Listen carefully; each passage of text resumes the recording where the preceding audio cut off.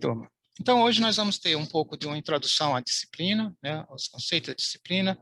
Eu vou iniciar com algumas orientações, né, então, a minha sugestão é que todos acessem as aulas antes das 14 horas, tá? O microfone ele é desligado, mas vocês podem ligar no momento que tiver qualquer intervenção, né, ou fazer perguntas, ou que eu volte a explicação, tá? Ou inclusive dizer que está cansado e está na hora de terminar a aula, fiquem à vontade. Também, né, há uma coisa importante, né, é que vocês, né, podem deixar o vídeo ligado, né, sem problema nenhum, tá? E a outra coisa, eu sugiro que vocês coloquem o nome de vocês, ok, no chat, para poder eu saber quem está presente ou não. Isso aí é, na verdade, para ter o formal da frequência, mas na minha disciplina não tem problema de frequência em si. Eu só sou obrigado a fazer, mas no final eu faço a frequência para que todos sejam aprovados. Se tiver aprovação em notas, está aprovado, né? E as perguntas também podem serem feitas, né, no áudio, né, ou no via chat.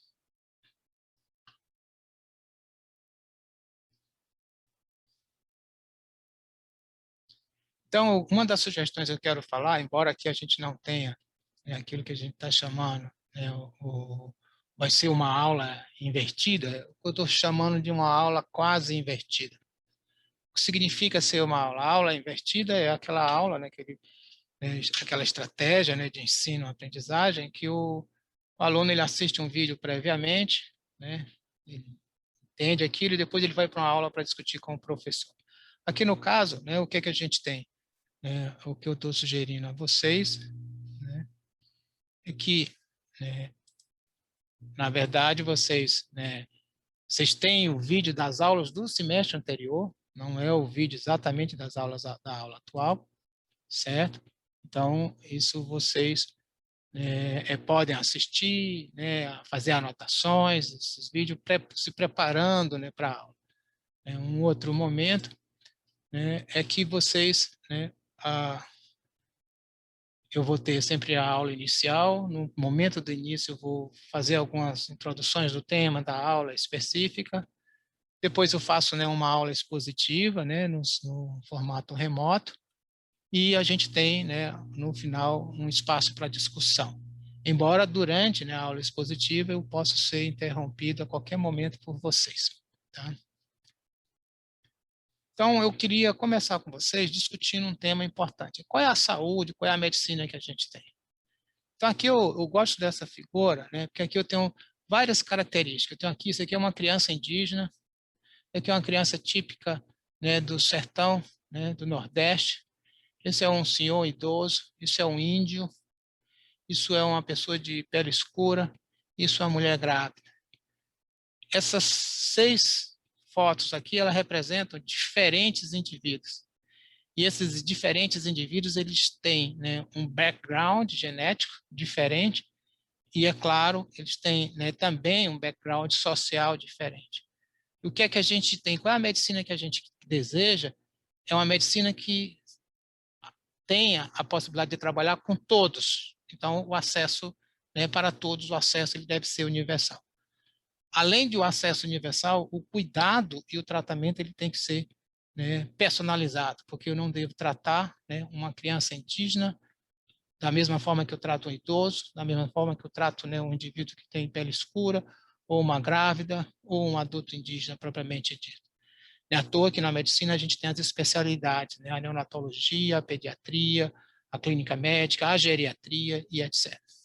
Eu gosto de dizer que eu sei muita fisiologia, mas fisiologia de adulto. Eu não sei quase nada de fisiologia de criança e não sei quase nada de fisiologia de neonato, né? Porque são fisiologias diferentes. Mas a gente precisa, né, na medicina, ela tem que ser ampla nesse aspecto. E a medicina, no sentido dinâmico, como é que elas têm evoluído ao longo do tempo?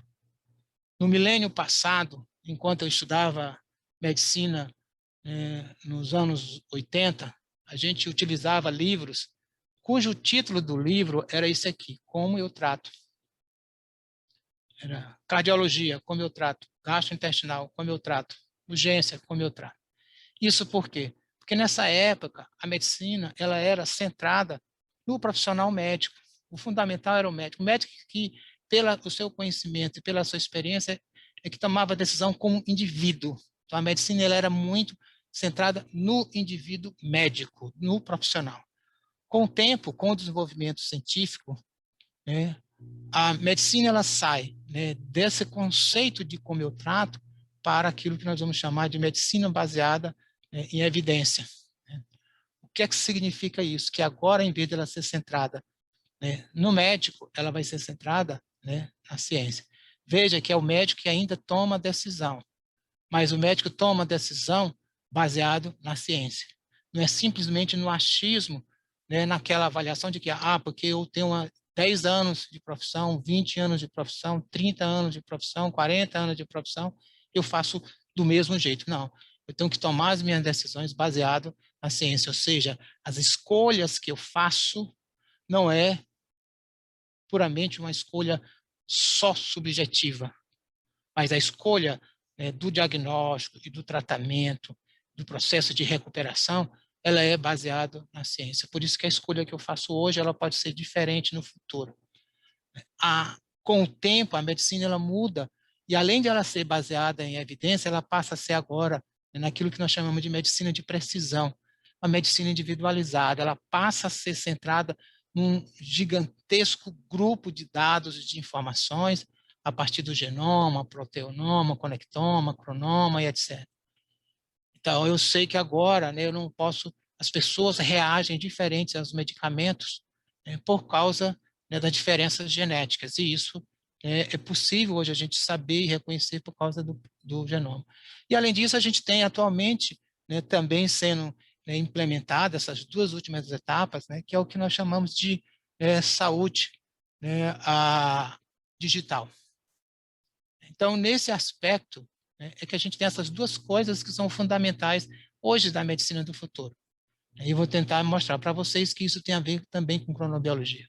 Quando a gente fala de medicina de precisão, é isso aqui. Eu tenho a minha população, somos nós seres humanos, quando eu uso, né, um determinado tratamento, que pode ser um medicamento, né, pode ser um tratamento farmacológico, pode ser um tratamento cirúrgico, pode ser um tratamento psicoterápico. Eu sei que em algumas situações eu vou ter o efeito esperado, vai acontecer, ou não vai acontecer, ou vai ter efeitos adversos. Então, a situação ideal é nesse subgrupo aqui da população, né, que ele não tem efeito adverso, por isso que aqui é negativo, e tem um efeito esperado. Porém, esse subgrupo aqui, que tem amarelo, né, ele tem o efeito esperado, mas ele também tem efeito adverso. Esse subgrupo aqui, ele não tem efeito esperado e não tem efeito adverso, não faz efeito nenhum. E esse grupo aqui, eu não tenho efeito esperado e eu só tenho nele, né, aquilo que eu chamo, né, dos efeitos adversos. Então, esse processo ocorre diferente. Isso ocorre diferente, né, porque, né, eu tenho diferenças na nossa características individuais. Então, a medicina sem precisão, eu tenho diversos pacientes, eu uso a mesma terapia, mas eu sei que um grupo vai ser beneficiado, um outro não vai ter benefício nenhum, e um grupo, né, ele pode ter exclusivamente efeitos adversos. Numa medicina de precisão, cada paciente, né, depois que eu faço o diagnóstico, eu decido o tratamento, eu vou decidir o tratamento a partir de testes genéticos, e desses testes genéticos eu vou escolher, né, terapêuticas diferentes, individualizadas, conforme, né, a minha avaliação genética. Então, em todos eu vou ter efeitos desejáveis, né, e o mínimo de efeitos adversos. Então, essa, né, que é a medicina baseada, né, em farmacogenética, que é o fundamental, que é o futuro. Então, é claro que hoje nós não temos, né, o genoma, né, a população inteira, né, com genotipagem, mas a gente já tem várias condições possíveis de fazer isso. Então, aqui é um exemplo claro, né, de que vocês já viram algumas coisas de farmacologia e sabem, né, que parte do metabolismo, né, das drogas são feitas no fígado e principalmente na fase 1, né, que é aquela fase, né, que já, né, diminui, né, que faz, né, a redução da função, né, solubiliza melhor, né, os medicamentos, já diminui a função, então fazendo, né, adicionando os radicais, por exemplo, aqui adicionando, né, o oxigênio, né, aqui pelo sistema de proteínas do citocromo P450. Então, num grupo da população humana, a gente sabe que tem, né, eu tenho aqui um grupo que tem, vou ter os efeitos esperados, né, o que que ocorre? Aqui esse gráfico ele tem o tempo e aqui a concentração da droga no plasma. Então, quando eu injeto a substância, a concentração aumenta e depois cai. Essa queda aqui, né, ela vai acontecendo por causa, eu vou tendo um metabolismo em decorrência, né, do citocromo P450, desse sistema, né, de metabolismo hepático. Só que eu tenho alguns sujeitos que esse citocromo, né, ele tem, né, umas deleções, né, nas repetições que tem, e aí faz com que esse indivíduo seja um metabolizador lento. Significa que esse citocromo funciona muito lentamente, a concentração aumenta exagerado, então a concentração da droga no plasma vai além, né, das concentrações, né, terapêuticas adequadas. Então isso vai gerar reações adversas. Porém, eu posso ter um grupo de sujeito que é esses metabolizadores rápidos, porque esse sistema ele está duplicado, e aí essa concentração nunca chega, a mesma dose que eu uso aqui, nunca chega na situação aqui. O que é que isso provoca? Não vai provocar efeito nenhum. Né? Então, veja, aqui eu tenho, né, sem efeito. E aí o que a gente vê? Olha, isso aqui, por exemplo, eu sei, né, que para algumas condições, né, que aqui eu estou falando, por exemplo, das substâncias que são, né, os bloqueadores, que bloqueiam a recaptação da serotonina, que são muito utilizados, né, em condições, né, de depressão, ansiedade. A gente sabe que 1% dos asiáticos são metabolizadores lentos, mas 8% dos africanos são metabolizadores lentos para o grupo de moléculas do sistema citocromo que metaboliza, né, os recaptadores da serotonina. E já em relação aos metabolizadores rápidos, aqui a gente tem dados, né, que 1% dos suecos, né, ou seja, que são representantes mais do grupo europeu, e quase que 30% dos africanos, né, tem, né, alterações, duplicações, né, no sistema de citocromo P450 que estão relacionados com o metabolismo dos, né, captadores, né, da serotonina. O qual, né, os efeitos, aqui no caso, eu tenho que usar uma dose maior ou usar uma outra medicamento neste caso. Então, veja, né, aí no caso a gente faz, né, uma medicina de precisão. E além da medicina de precisão, hoje a gente tem a medicina da saúde digital. Ou seja, tem vários elementos que eu posso ter informações do indivíduo, informações que são online, que podem ser armazenadas por longo tempo. Essas informações podem ir para o profissional de saúde ou para o serviço de saúde, né? Como, por exemplo, este exemplo que já existe, inclusive nós temos aqui no Brasil, né? O controle, né? Para eu ter o controle da glicose sanguínea, da glicemia em pacientes diabéticos. Então, esse sistema, eu uso esse sensor ele é colocado aqui na pele.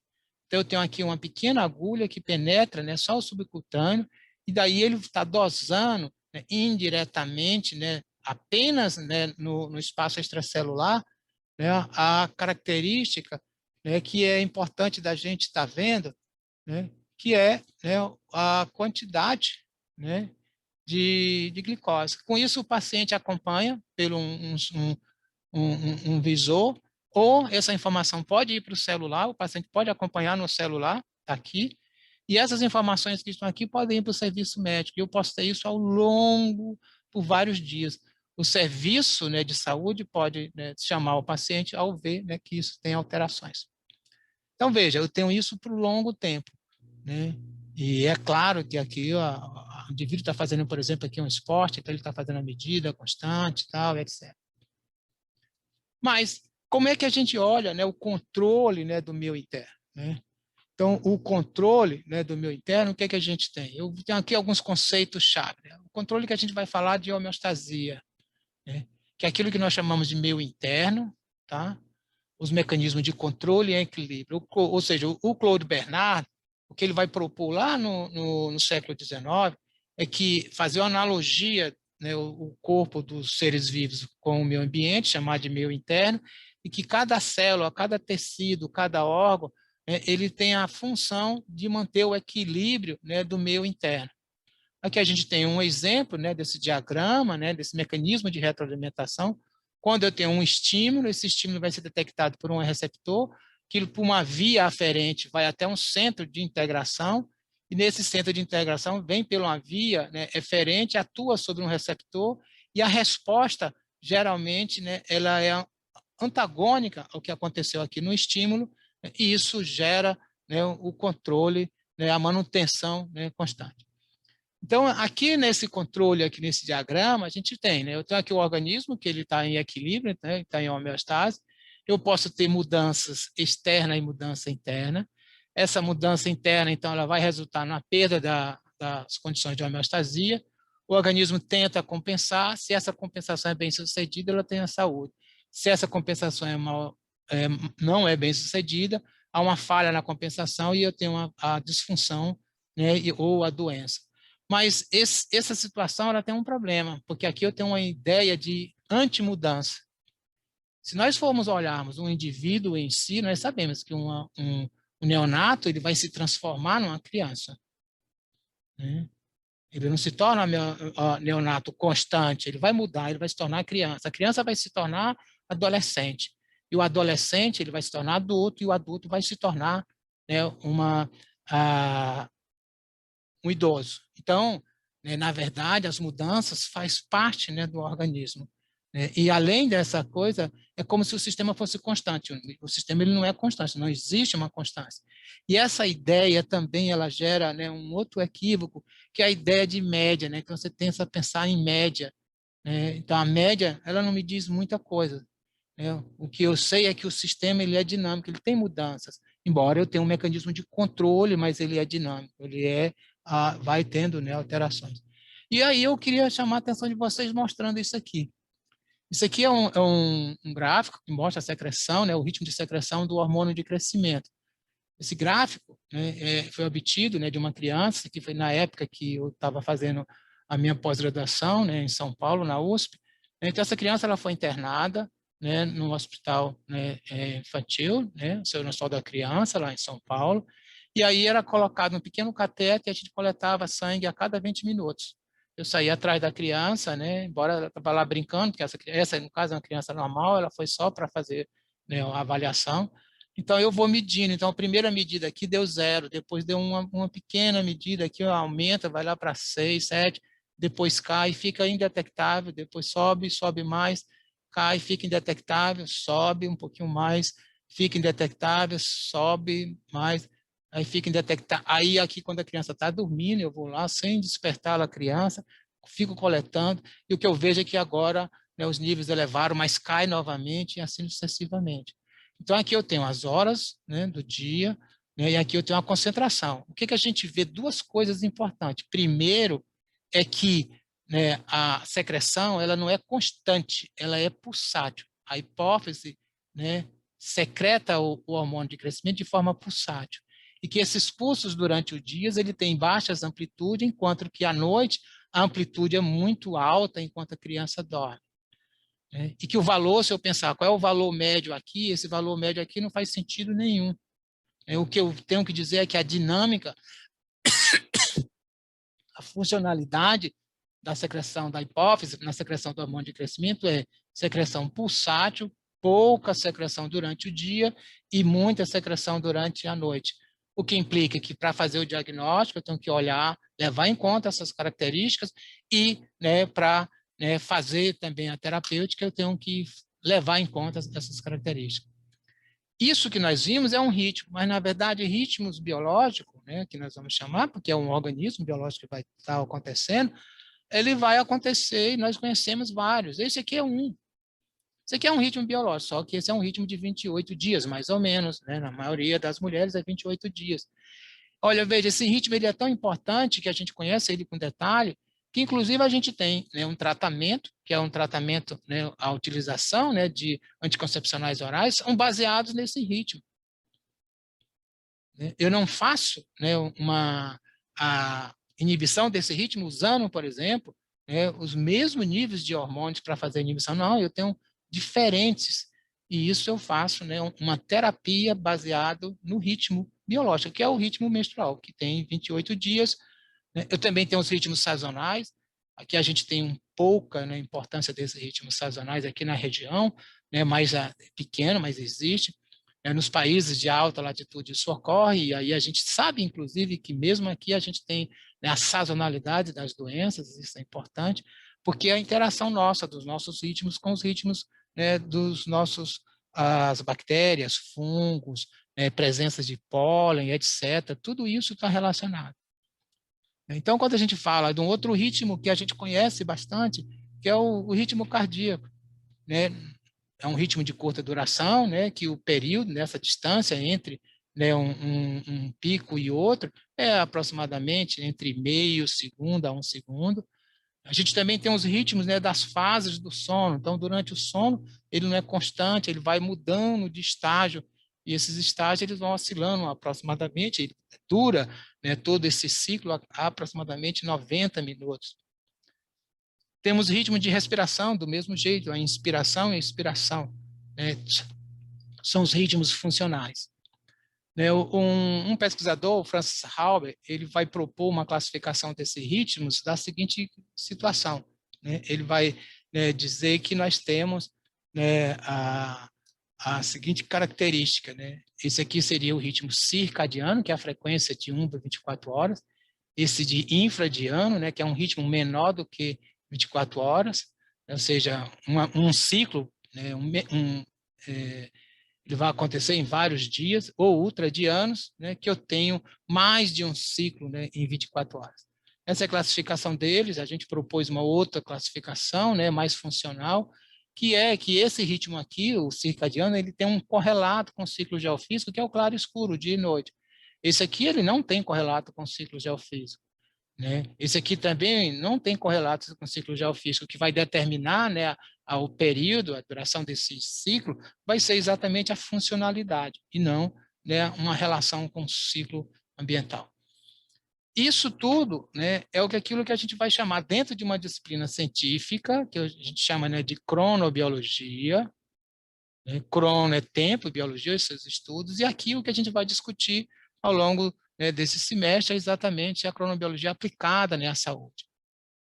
Quando a gente fala, né, o que é cronobiologia, talvez vocês, né, não chame muito a atenção, mas na hora que a gente fala relógio biológico, todo mundo fala. Que a gente tem os relógios, né, aqui é um time, né, aqui eu tenho, né, um relógio de parede, aqui eu tenho um relógio físico com marca-passo, né, que na verdade são osciladores, né, que são os físicos, né, e é claro que a gente faz a relação metaforicamente com o sistema biológico. Quando a gente fala, né, dos ritmos biológicos, da cronobiologia, ela teve um grande impacto a partir de 2017, quando esses três pesquisadores, né, o Michael Young, aqui, desculpa, estou aqui me atrapalhando, aqui o Michael Rosbach, né, o Jeffrey Hall, né, e o Michael Young, né, que ganharam o Prêmio Nobel de Medicina ou Fisiologia em 2017 pelas as suas contribuições pela descoberta dos mecanismos moleculares que controlam, né, a ritmicidade circadiana. Então isso foi muito importante, né, que deu um grande salto, uma grande visibilidade para a cronobiologia. Isso aqui, por exemplo, é logo em seguida, né, tem esse artigo bastante interessante, né, do Panda, né, ou seja, é o momento, né, da medicina circadiana, né, tem esse outro artigo da Phyllis Zee, né, que é do Canadá, que ela trabalha muito com cardiologia, né, e ritmicidade, ou seja, The Perfect Time for Circadian Medicine, né, que esse é um artigo do Neurological Clinics, né. Outro, né, que tem aqui esse editorial bastante importante, né, que é o The Time for Medicine, for Circadian Medicine, né. Tem esse recente também, agora já do ano passado, Therapeutic on the Clock, Circadian Medicine and the Treatment of Chronic Inflammatory Disease, e agora acabou de sair, né, no New England, né, esses dias, né, esse artigo de revisão, Circadian Mechanism in Medicine. Eu, inclusive, disponibilizei o artigo, né, no SIGA para vocês. Esse artigo ele é bastante interessante, né, e eu sugiro muito vocês lerem ele para a gente poder fazer boas discussões aqui. Aqui são outros artigos, né, aqui é falando, por exemplo, de cronofarmacologia, etc. E é isso que nós vamos ver ao longo, né, da nossa aula, do nosso curso, né, nesse semestre, né. Então, quando a gente fala, né, de uma medicina circadiana, aqui eu dou um exemplo, né, do que seria, né, a medicina circadiana, né, que seria isso aqui, né? Então, isso aqui seria, né, um leito, né, de um hospital, sem levar em conta, né, a medicina circadiana. Isso aqui é um outro leito. Então, veja, aqui eu não tenho nenhuma janela, né, o quarto totalmente fechado, isolado. Aqui eu já tenho essa grande janela, eu já tenho iluminação diferente, eu já tenho um ambiente muito mais próximo, né, de uma coisa, né, que o indivíduo ele saiba, né, a temporização, o tempo e como é que está, né, o ambiente lá fora. Essa conexão com o que é claro, com o escuro, né, ele é fundamental. Já existem várias outras coisas, desculpa. Já existem várias outras coisas, né, que eu vou mostrar mais na frente para vocês. Aqui eu estou só dando uma explicação generalizada.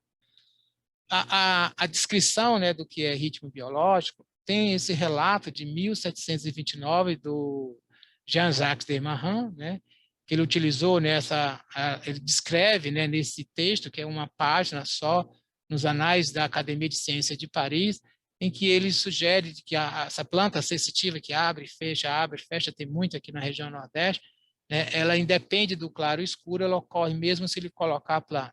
É claro que não foi exatamente isso aqui que ele fez, colocar a planta dentro de um baú. Tá? Isso aqui é uma figura, né, ilustrativa, né, de como esse processo, né, ocorre. Então, durante o dia, né, a planta está com as folhas abertas, durante a noite as folhas estão fechadas.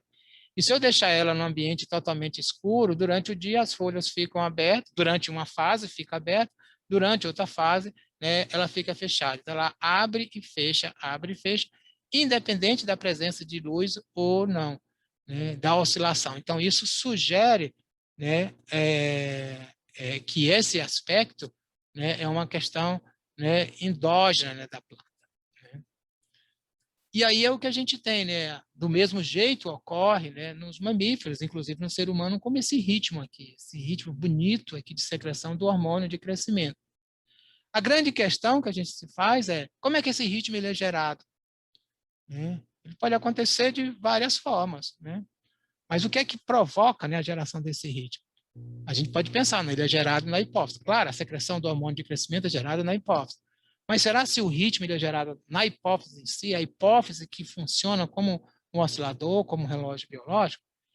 E aí, quando a gente vai olhar as outras funções, por exemplo, a temperatura, a secreção, né, aqui é do hormônio de crescimento, aqui do cortisol, da excreção, né, de potássio pelo rim. Então, isso aqui também a gente vê que todas as outras funções também se expressam com um ritmo de 24 horas, é um ritmo circadiano. Então, né, se tem vários parâmetros, né, a questão é que não é na hipófise. Isso sugere que eu tenho um marca-passo em comum, né, ou isso seja reativo ao ambiente, mas não parece ser, como desde o experimento lá do Desmarins, né, do astrônomo, né, que estudou o movimento lá das plantas, né? Então, parece ter alguma coisa única, e é isso que tem sido investigado. Então, esse é um exemplo, aqui é só como de uma curiosidade para vocês, né, do que, por exemplo, né, esse grande pesquisador, ele já faleceu, Nathaniel Gleitman, junto, né, com esse outro pesquisador, né, o Richardson, eles ficaram, né, 35 dias dentro, né, de uma caverna e anotando, né, dados, né, biológicos, frequência cardíaca, respiratória, atenção, o sono, a vigília, a temperatura, né? Então, eles ficavam aqui, né, sem ter noção do quando era dia e noite. Então, eles ficaram 35 dias aí, né? E aí, o que eu vou representar aqui é mais ou menos o que aconteceria com o nosso ciclo sono-vigília. Então, aqui eu tenho, né, durante, né, a noite, isso aqui seria, né, Natal, né? Ou seja, Natal estaria aqui, eu tenho aqui nesse horário, né, 5 horas o sol nasce, 5 horas o sol se põe, 5 horas da manhã o sol nasce. E aqui é o episódio de sono. Esse episódio de sono, então, ele aumenta, né? Então, aqui, se é mais ou menos, aqui é um diagrama, né? Não é um dado real, né? Eu durmo mais ou menos no mesmo horário e acordo no mesmo horário. Então, esse ritmo aqui, ele é de 24 horas. Então, imagine se eu fico numa condição de isolamento temporal lá na caverna, como ficou, né, o Gleitman, né, lá em 1939. E o que se observa é que esse fenômeno, o ritmo, o sono não bagunça, mas é que a gente vai dormir mais ou menos a cada dia um pouquinho mais tarde e acorda um pouquinho mais tarde. Isso mostra que todo dia o sono fica como se fosse atrasando, né, mais ou menos meia hora, que o sono endógeno, que o ritmo endógeno do nosso ciclo sono-vigília é aproximadamente de 24,5 horas. Em geral, é esse valor. De ver aqui essa inclinação aqui, então continua mantendo a ritmicidade. Então, né, isso a gente já sabia um pouco, né, no interior, porque a gente já sabia que é muito mais fácil atrasar o sono, ou seja, dormir mais tarde, do que, né, adiantar o sono. Sexta-feira ninguém tem problema nenhum, hoje à noite, por exemplo, para sair um pouco mais tarde. Mas domingo, tentar dormir mais cedo no domingo, para acordar mais cedo na segunda, por causa dos estudos ou por causa do trabalho, é mais difícil. E é mais fácil se adaptar quando a gente viaja para, né, o oeste. Isso, né, se faz, né, com modelos animais. Isso aqui seria, por exemplo, aqui está aqui um hamster dentro de uma roda de atividade, e a gente pode registrar aqui toda vez que ele está aqui se movimentando, está aqui esse registro. O hamster ele fica muito mais ativo durante a fase escura, e se ele ficar na condição de escuro constante, a gente vê que o ritmo dele também fica semelhante ao do ser humano, atrasando um pouquinho mais. Então, isso tem sido feito vários experimentos em humanos, né? Esse aqui é lá na Alemanha, isso aqui são esses Buck, eles eram áreas de proteção durante a Segunda Guerra Mundial. E esse pesquisador aqui, o Ashraf, ele utilizou isso para criar o que eles chamam de unidade de isolamento. Então, está aqui dentro. Então, geralmente são alunos de pós-graduação que estão escrevendo seus trabalhos, tese, doutorado e tal. Então, eles ficam aqui 30, 35 dias, né, sem ter nenhuma informação de tempo, né, mas aí com alimentação, é claro, etc. E a gente vê que exatamente aqui o estudo mostrando, né, que o sono, o ciclo sono-vigília desses sujeitos fica, né, com um ritmo maior do que 24 horas. Isso aqui é um experimento, né, que foi feito, né, recentemente, né, lá na França, que é esse projeto, né, o Deep Time Projeto, né, em que 15, né, franceses ficaram 40 dias, né, sem ter noção do claro e escuro, né, do relógio. Ficaram numa caverna lá, isso foi no ano passado. Isso aqui, no dia que eles saíram, eles estão comemorando. Isso aqui é o chefe, né, da equipe, né, o Christian Claude, né, que ele está comentando, dizendo, olha, nós ficamos 40 dias, né, e aí ele vai perguntar aqui a um dos participantes, Emily, how many days? Aí 23, ó, a maioria do time acha que ficou menos dias lá dentro, né? Por quê? Porque, na verdade, o ritmo individual deles ficaram, né, maior do que 24 horas. Esse já é um experimento atual, eles ainda não divulgaram, né, os resultados das análises, tal. É um estudo, né, para ver, inclusive, a questão da cognição, tal, a questão da alimentação, nestas condições, né, de isolamento temporal, né, com a questão endógena. Tá? Essas pesquisas, né, tem continuidade. Isso aqui é a unidade de isolamento lá do Japão, lá da Universidade, né, de Sapporo, no Japão. Esses aqui são os dois grandes pesquisadores que trabalhou com isso, o Aschf, que é um alemão, já faleceu, o Charles Kizaley, que a gente chama de Chuck, né, ele tem, né, duas unidades de isolamento na Faculdade de Medicina, na Universidade de Harvard. E o que é que a gente vê aqui claramente? Então, isso aqui é quando o ser humano está num dia de 24 horas. Então, ele tem exatamente aqui, né, um dia de 24 horas, ele está aqui ajustado. Quando ele vai para um dia de 25 horas, quando ele fica, né, mais ou menos lá no livre no dia, ele está se ajustando aqui, ele se ajusta a um dia de 24, 25 horas, ele não se ajusta a um dia de 28. Se eu coloco o indivíduo em condições constantes, né, ou seja, o claro constante, ele fica aqui com um ritmo, né, que a gente chama em livre curso. Então, há alguns conceitos chaves que eu já queria chamar vocês. A gente vai chamar de ritmo, né, circadiano, ou seja, que é próximo de um dia, né, quando o ritmo está sincronizado, o período do ritmo ele vai ser igual ao período da pista ambiental. A pista ambiental nossa é o dia e noite, é 24 horas, então, quando o nosso ritmo é de 24 horas, a gente chama de sincronizado.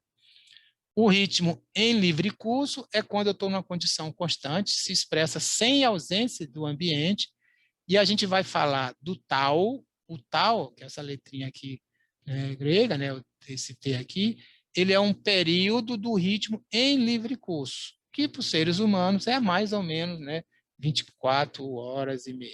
Né? Esse período do tal, né, do ritmo circadiano livre curso, ele não é igual para todo mundo, ele é diferente, né? Então, veja, isso aqui é a frequência, o número de sujeitos, isso aqui são de estudo lá do grupo de Harvard, e aqui a medida do período para cada um. Então, eu tenho gente aqui com...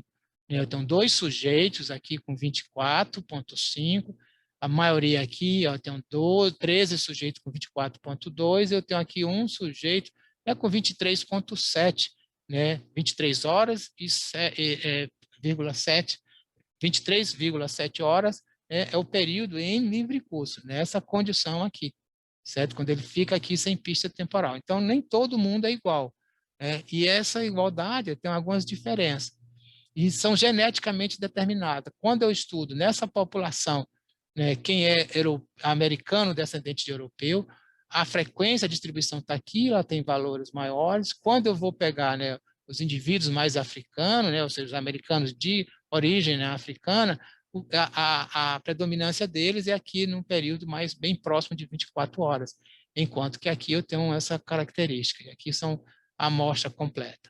Então, que isso é uma sugestão de que o período que nós temos, né, ele é, né,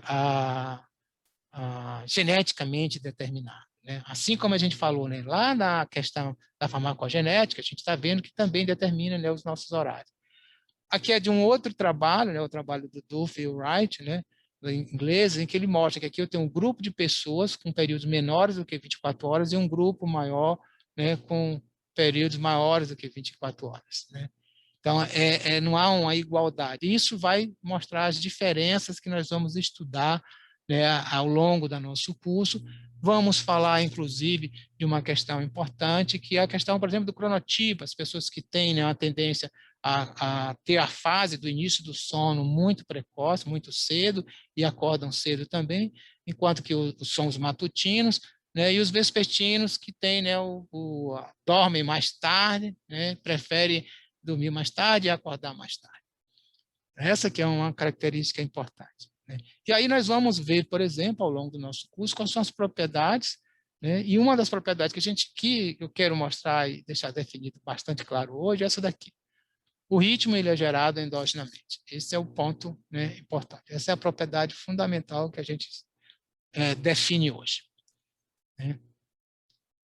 Então, quando a gente fala desse sistema de temporização circadiana, né, ele é um modelo de rede, né? Na verdade, a gente vai descrever na próxima aula, né, como é que é todo o mecanismo, né, de geração desse ritmo, né? E aí o que a gente sabe, as vias neurais, vamos estudar, tudo isso envolvido. Mas a gente sabe que eu tenho, né, um grupo de neurônios que estão localizados aqui no núcleo supraquiasmático, que é um grupo de neurônios acima do quiasma óptico.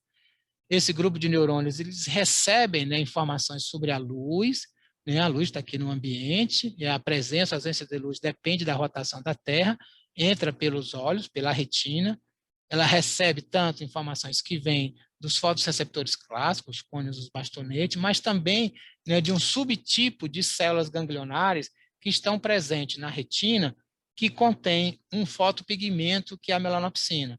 Então, veja, a célula ganglionar é um grupo de células ganglionares, elas vão responder à luz, porque eles têm fotopigmento, têm melanopsina. Inclusive, a melanopsina ela foi uma descoberta com a participação de uma brasileira, que é a Ana Maria Castrucci, né, da Universidade de São Paulo.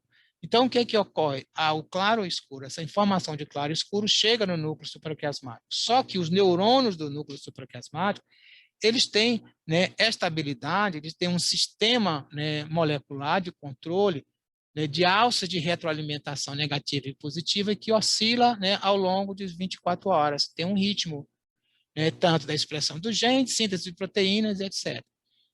Só que hoje a gente sabe, né, então esse aqui foi definido. Se eu fizer uma lesão aqui no núcleo supraquiasmático, desculpa, se eu fizer uma lesão aqui, fica arrítmico, né? O sono, por exemplo, nosso fica totalmente aleatório, a gente dorme e acorda em vários momentos sem ter nenhum padrão rítmico.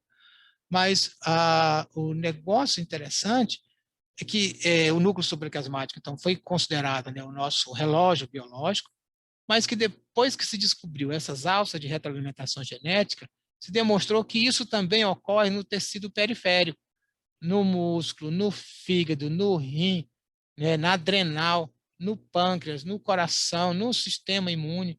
Então, hoje a gente entende o sistema como um modelo da seguinte forma. Eu tenho um oscilador central, que é os núcleos supraquiasmáticos, que ele vai, então, harmonizar os osciladores periféricos, porque cada estrutura periférica pode funcionar como um oscilador.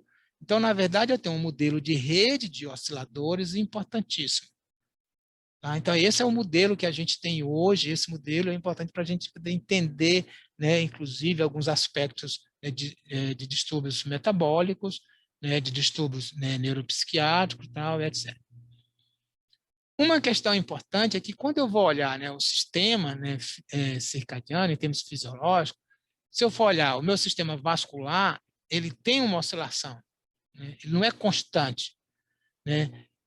Se eu for olhar, por exemplo, a minha atividade cardíaca, também ele é diferente, né? Eu sei, inclusive, que os cardiomiócitos, eles expressam também os mesmos genes, as mesmas proteínas que eu chamei a atenção aqui. Essas proteínas aqui também estão. E essas proteínas que estão expressando no cardiomiócito, então, ela tem uma funcionalidade, que é a função de gerar um ritmo circadiano, mas não só gerar o ritmo circadiano, ela também está relacionada com os ritmos endógenos da própria atividade cardíaca. Então, você tem uma intermodulação entre o ritmo circadiano e o ritmo cardíaco no próprio coração. E, além disso, o controle, né, neural pelo, né, o núcleo supraquiasmático, que é o nosso relógio central, ele controla, ele modula, né, lá o núcleo paraventricular do hipotálamo, que é a estrutura-chave para modular as respostas autonômicas, né?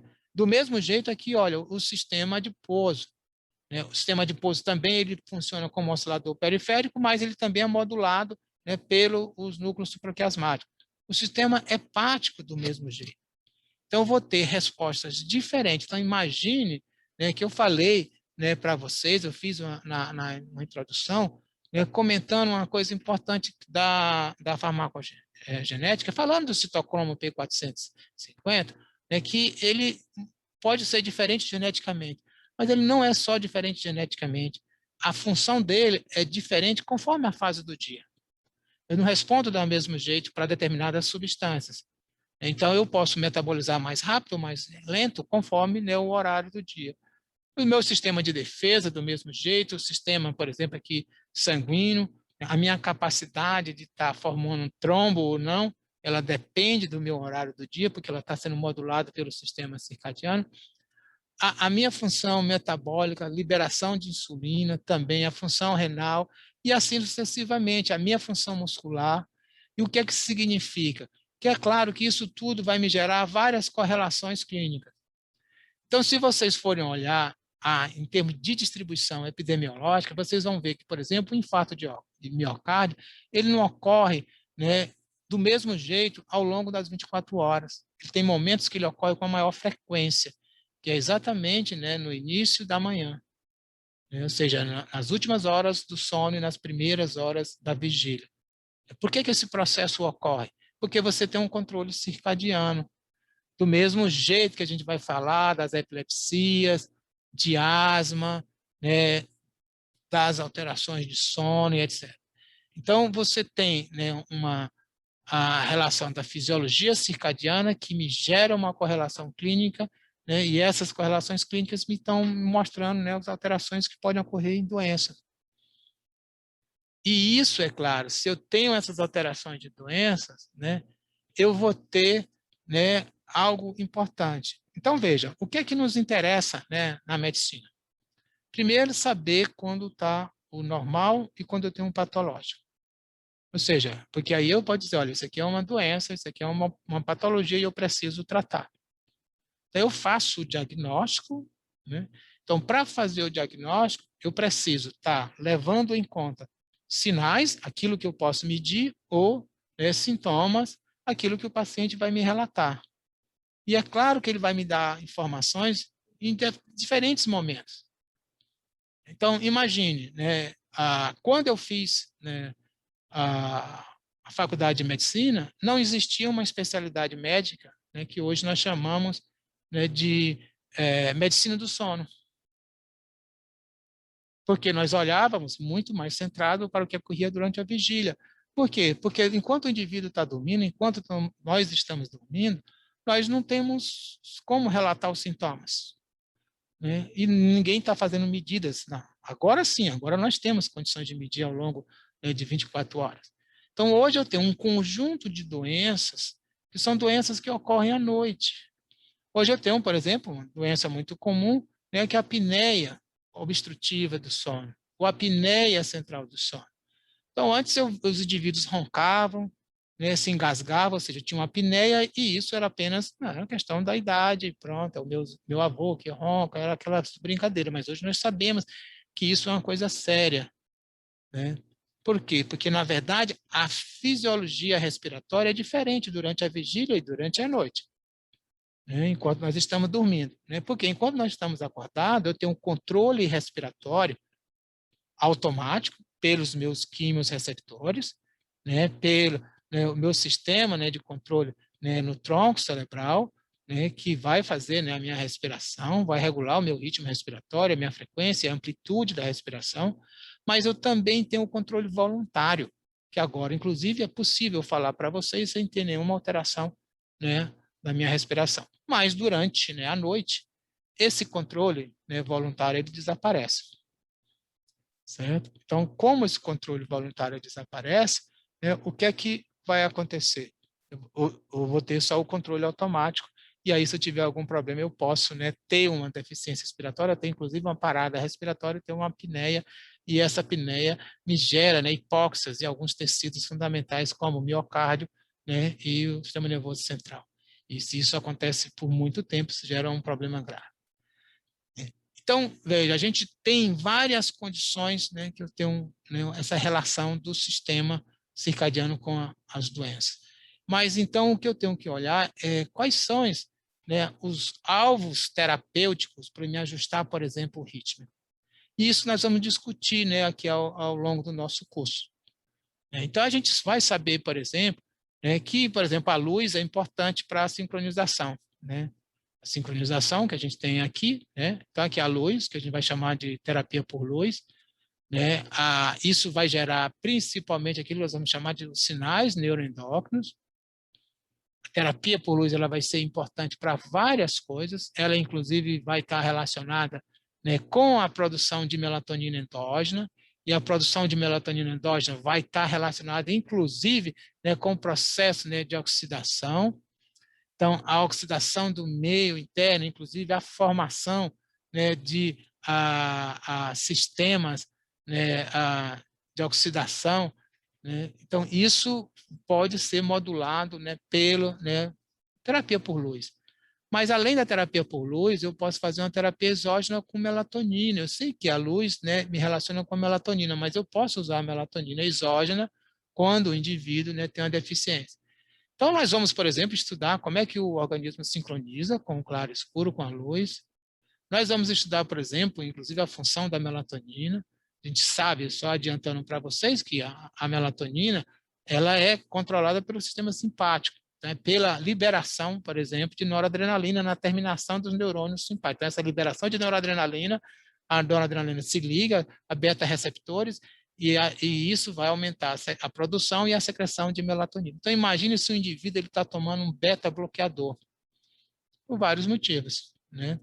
E aí esse beta-bloqueador, ele vai para o sistema nervoso central e ele chega lá na pineal. E ele chega facilmente porque a pineal, ela não tem barreira hematocefálica. Ela é um órgão circunventricular. Então, facilmente o bloqueador, o beta-bloqueador chega lá e bloqueia os receptores, né, noradrenérgicos, e com isso eu não tenho estímulo para a produção de melatonina.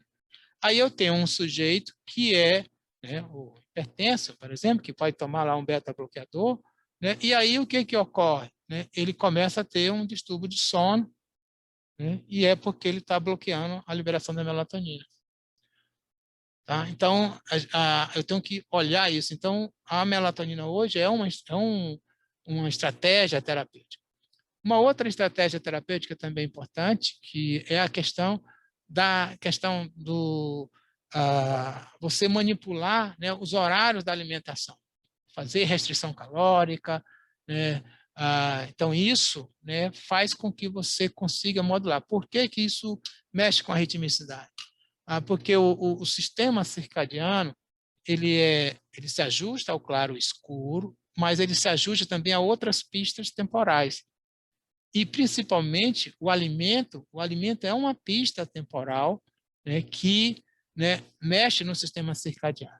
Então, eu tenho uns sujeitos, né, que, por exemplo, que não têm a capacidade de detectar a luz, né, os indivíduos que têm cegueira, né, por enucleação, a cegueira total.